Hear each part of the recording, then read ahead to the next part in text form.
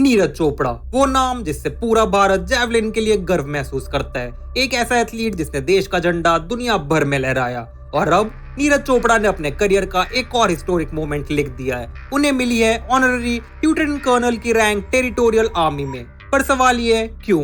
क्या मतलब है इस रैंक का? और ये ऑनर नीरज के लिए और इंडिया के लिए क्या सिग्निफाई करता है?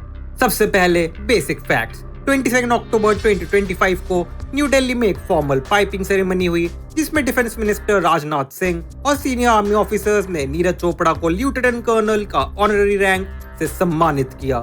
सरकार के नोटिफिकेशन के हिसाब से ये अपॉइंटमेंट 16 अप्रैल 2025 से इफेक्टिव है। ये एक ऑनररी अपॉइंटमेंट है टेरिटोरियल आर्मी के अंडर, जिसका मतलब है कि ये उनके स्पोर्ट्स के जरिए देश के लिए की गई सेवा और उनकी मिलिट्री कनेक्शन दोनों को रिकॉग्नाइज करता है। अब बात करते हैं, पर क्यों?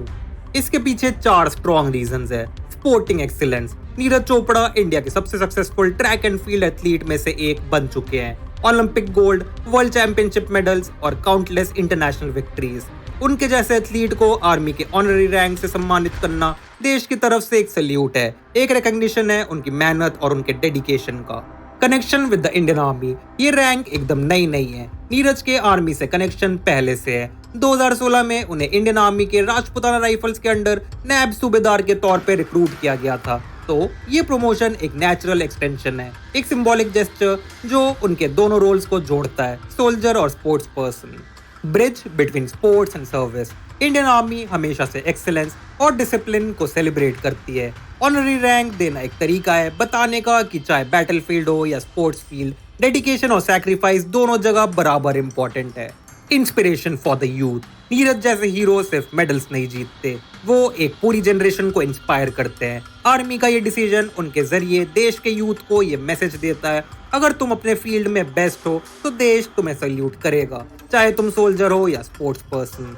अब सबसे बड़ा सवाल, ये ऑनररी लेफ्टिनेंट कर्नल का मतलब क्या है प्रैक्टिकली? ऑनररी रैंक का मतलब होता है ये एक सिंबॉलिक और रिप्रेजेंटेशनल ऑनर है। नीरज इस रैंक के थ्रू आर्मी के एम्बेसडर बन जाते हैं।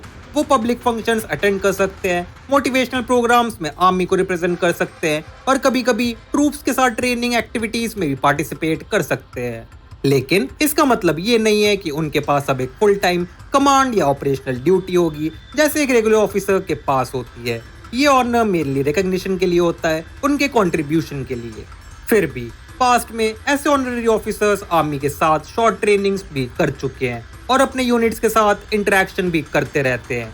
तो आइडिया ये है सिर्फ अवार्ड देना नहीं, बल्कि एक रियल कनेक्शन बनाना स्पोर्ट्स और सर्विस के बीच। अब चलिए एक छोटी सी टाइमलाइन देखते हैं। 2016 नीरज चोपड़ा इंडियन आर्मी के स्पोर्ट्स प्रोग्राम के अंडर राजपुताना राइफल्स में रिक्रूट हुए।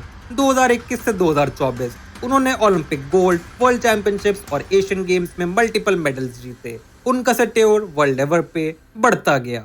16 अप्रैल 2025 गवर्नमेंट नोटिफिकेशन जिसमें ऑनररी अपॉइंटमेंट ऑफिशियली इफेक्टिव हुआ। 22 अक्टूबर 2025 न्यू दिल्ली में फॉर्मल पाइपिंग सेरेमनी हुई, डिफेंस मिनिस्टर राजनाथ सिंह और सीनियर ऑफिसर्स के साथ।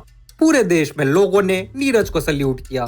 सोशल मीडिया पे फ्लड आ गया, वेल डिजर्व्ड प्राउड मोमेंट, देश का असली हीरो। लीडर्स ने कहा ये ऑनर एक रिमाइंडर है कि डिसिप्लिन, पैट्रियोटिज्म और प्रिजर्वेरेंस का वही वैल्यूज जो आर्मी और स्पोर्ट दोनों शेयर करते हैं। अब सवाल आता है, क्या ये पहली बार हुआ है? नहीं, इंडियन आर्मी ने पहले भी कुछ आइकॉनिक सिविलियंस और स्पोर्ट्स पर्संस को ऑनररी रैंक दी है।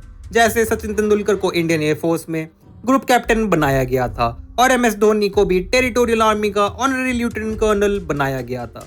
हर बार ये रैंक उनके देश के लिए कंट्रीब्यूशन और उनके आर्मी से इमोशनल कनेक्शन के लिए दी गई है। नीरज चोपड़ा का केस यूनिक इसलिए है क्योंकि उनका एक्टिव सर्विस बैकग्राउंड भी है और कंसिस्टेंट इंटरनेशनल सक्सेस भी।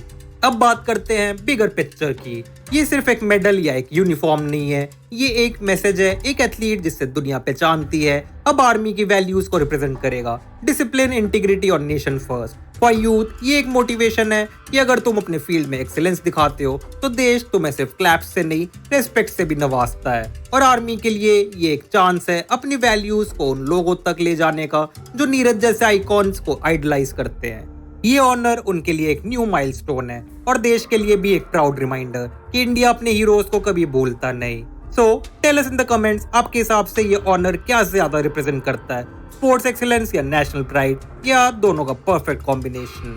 लाइक और सब्सक्राइब करना मत भूलना।